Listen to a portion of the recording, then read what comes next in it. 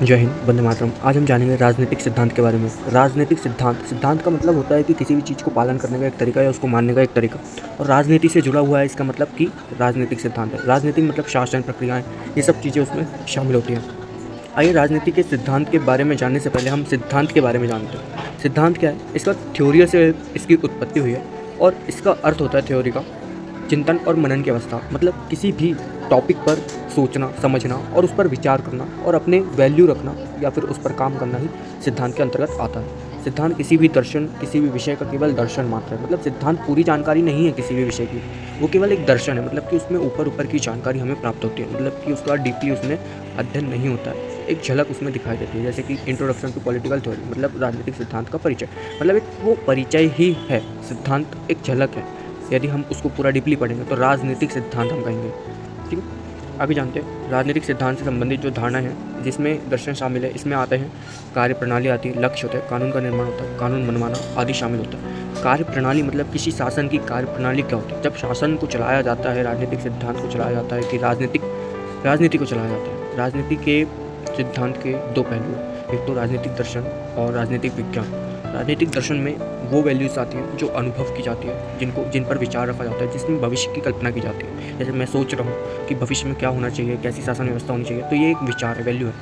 तो ये मैं विचार रख रहा हूँ। एंड जो विज्ञान होगा, हम उसमें फैक्टली बात करेंगे कि उसमें यही होगा, परिणाम होगा। जैसे वैज्ञानिक बता देते हैं कि कुछ समय बाद पृथ्वी पर कुछ व्यक्ति आएंगे, या फिर पॉलिटिक्स में हम बताएंगे, पॉलिटिक्स से जुड़ा हुआ है कि 2024 के इन स्थितियों के कारण जो चुनाव है, इनके परिणाम ये होंगे ही।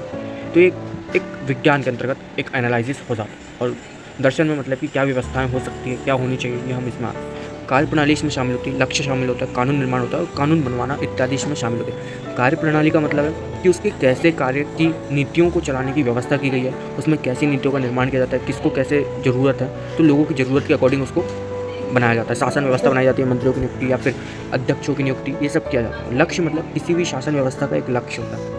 लक्ष्य के बिना कोई भी शासन या फिर कोई भी कार्य पूरा नहीं हो पाता। जब तक लक्ष्य नहीं होगा तब तक हम किसी भी कार्य को करने के लिए उठाएंगे नहीं। जैसे कि हमें भोजन की भी ज़रूरत पड़ती है, तो हमें सबसे पहले हमारा लक्ष्य है कि भोजन हमें पेट में जाना है, तो हमें उसको उठाने के लिए हमारे हाथ को उठाना पड़ेगा। मतलब एक लक्ष्य हमारा भोजन है। तो वही एक लक्ष्य शासन प्रणाली में भी होता है कि समाज में इस नीति की ज़रूरत है।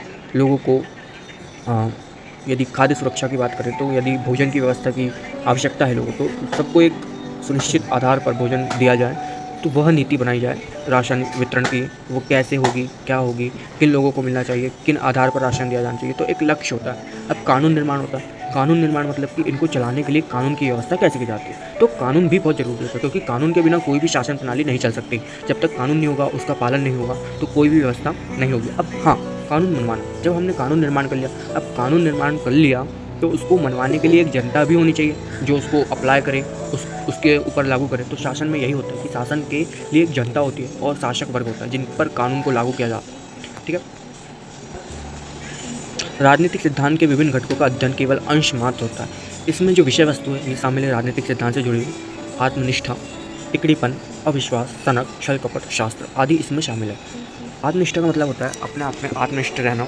टिकड़ीपन मतलब कि थोड़े टिकड़ीपन इसमें राजनीति में शामिल होता है। अविश्वास भी इसमें आ जाता है, सनक भी इसमें शामिल होती है, छल कपट भी इसमें शामिल होता है। आइए जानते हैं कि विद्वानों ने राजनीतिक सिद्धांत के बारे में क्या कहा।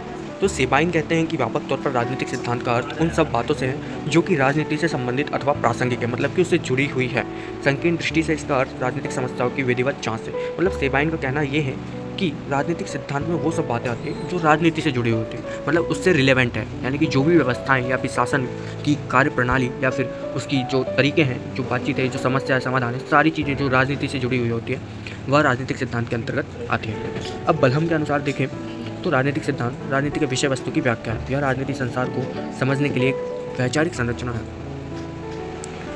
यह संदर्भों की एक ऐसी व्यवस्था है जिसके बिना किसी घटना को राजनीति कहना कठिन होगा। और यह कहना कठिन होगा कि ऐसी घटनाएं घटी तो क्या घटी, और घटी तो अच्छी अथवा बुरी घटी, और न ही हम यह जान पाएंगे कि इस घटना के बाद भविष्य में क्या घटने वाला है। ठीक है, एंड हेकर कहते हैं कि राजनीतिक सिद्धांत अच्छे राज्य और अच्छे समाज से संबंधित नियमों की पक्षपात रहित तलाश की ओर करता है, और दूसरी ओर राजनीतिक और सामाजिक वास्तविकता से संबंधित ज्ञान की खोज भी करता है। ये एंड हेकर का कहना था। अब हेल्ड भी यही कहते हैं कि राजनीतिक सिद्धांत राजनीतिक जीवन विषयक अवधारणा और सामान्य सिद्ध का बना हुआ एक जाल है, मतलब उससे जुड़ा हुआ एक पूरी शासन व्यवस्था का एक जंजाल है। उसमें राजनीतिक का पूरा व्यवस्था इसमें आती है, जिसमें सरकार, राज्य और समाज की मुख्य विशेषताएं, प्रकृति और उद्देश्य से संबंधित विचारों को रखा जाता है। तो हेड का ये कहना था।